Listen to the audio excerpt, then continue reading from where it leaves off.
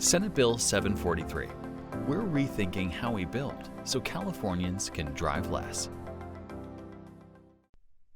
Along with other state initiatives underway, SB 743 aligns with 4 urgent priorities for California: improving our transportation system, meeting our climate targets, meeting the challenge of the housing crisis, and extending our commitments to protect the environment while enhancing equity and quality of life for everyone.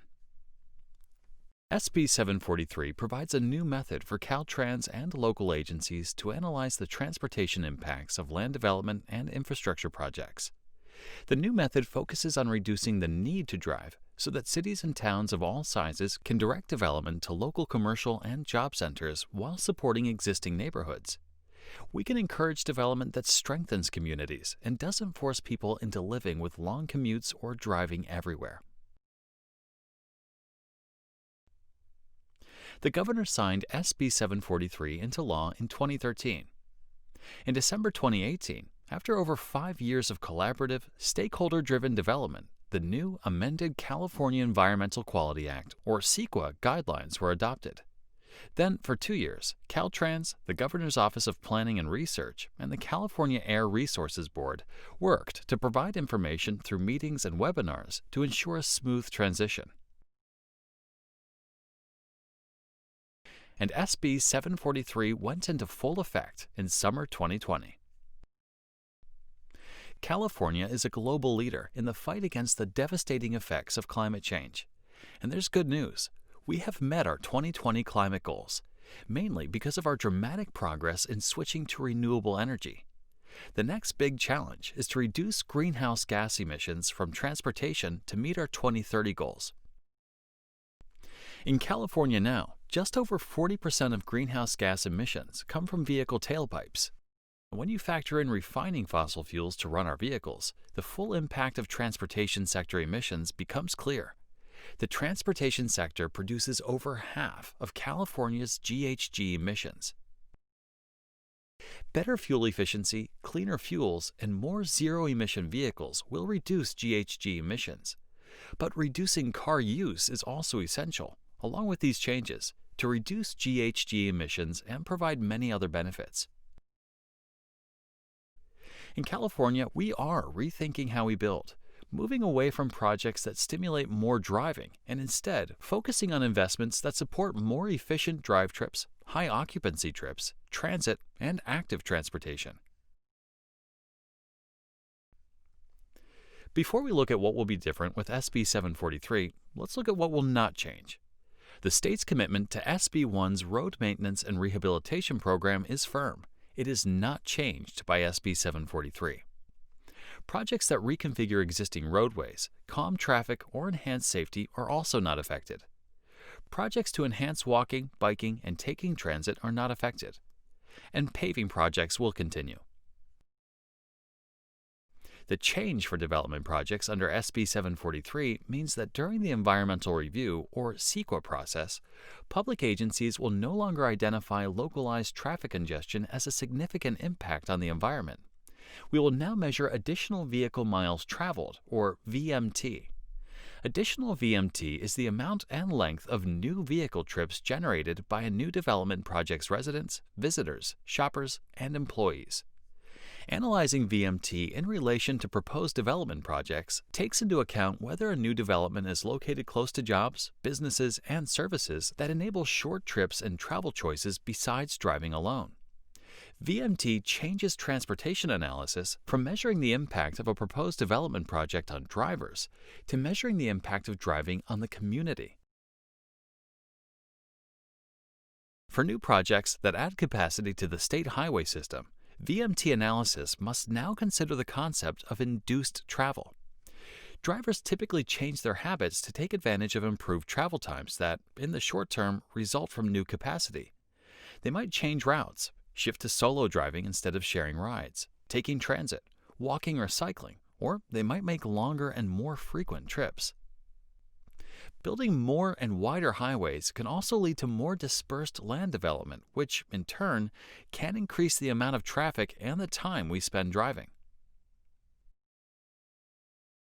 SB 743 aims to move more people in fewer cars so we are not stuck in traffic. The main strategies are: streamline development projects that address the affordable housing crisis and deliver walkable, livable neighborhoods. Promote developments in locations where there are alternatives to driving alone in cities and towns of all sizes. Change the way new transportation investments are analyzed, focusing on the full impacts of driving. And support walking, bicycling, and transit use.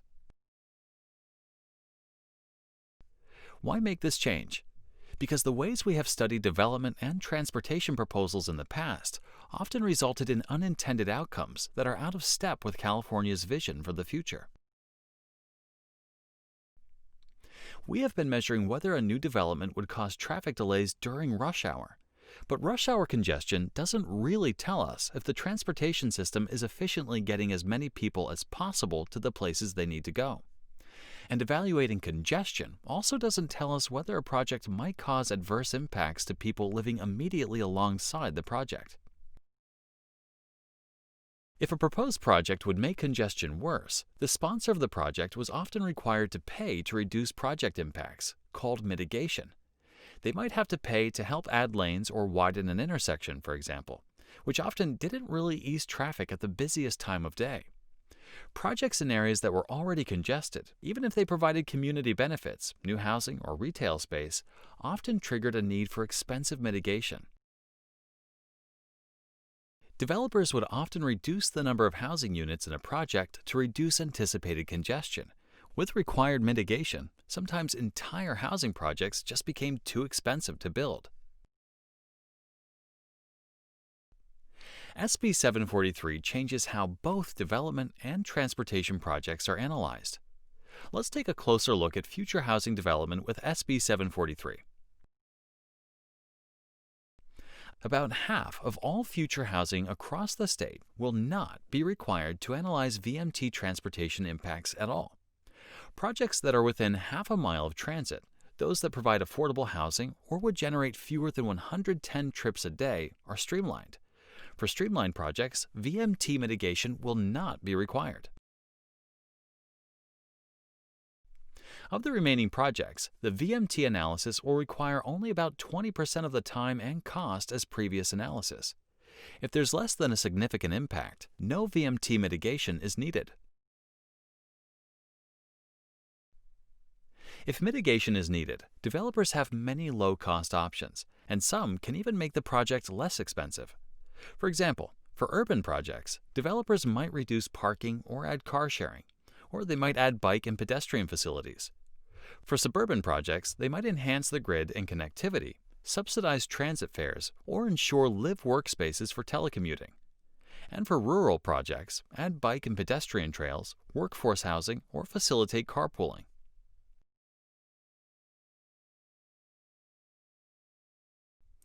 If it's just not possible to mitigate to a less than significant impact, decision makers can approve a statement of overriding considerations if a project is valuable to the community and documented benefits outweigh the negative impact of VMT increases. Now that we've seen more about how new housing will be analyzed, let's take a look at the process for transportation.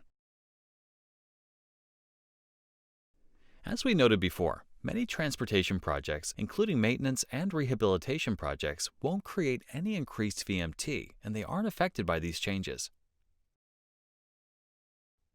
If a project will add capacity to the state highway system, like adding new lanes or building new roadway segments, then an analysis of the potential VMT increase associated with induced travel will need to be performed.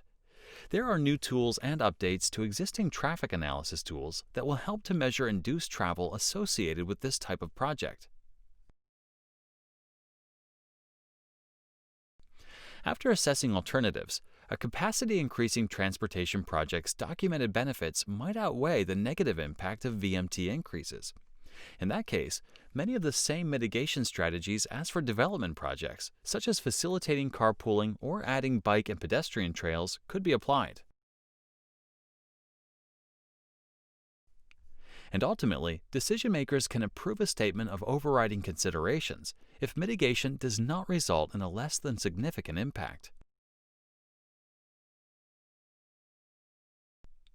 Reducing how much we drive is a big challenge, but we will share big rewards.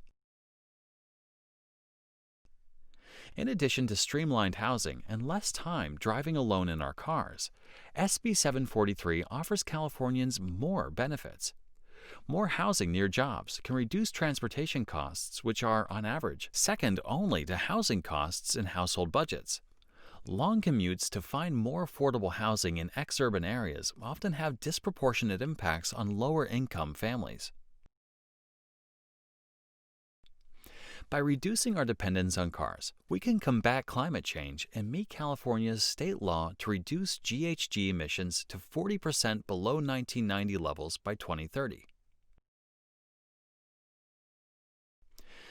Previously, traffic mitigation often led to too wide streets and places where driving is the only way to get around. The character of small and rural towns was often lost. Instead, SB 743 helps preserve small towns and rural character. And spending less time in traffic means we can have more time for family and community activities, and do the things many of us haven't been able to do because we spend so much time behind the wheel.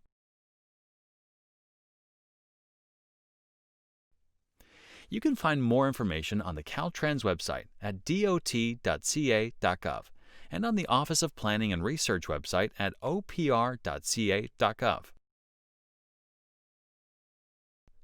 Just enter SB 743 in the search bar and click.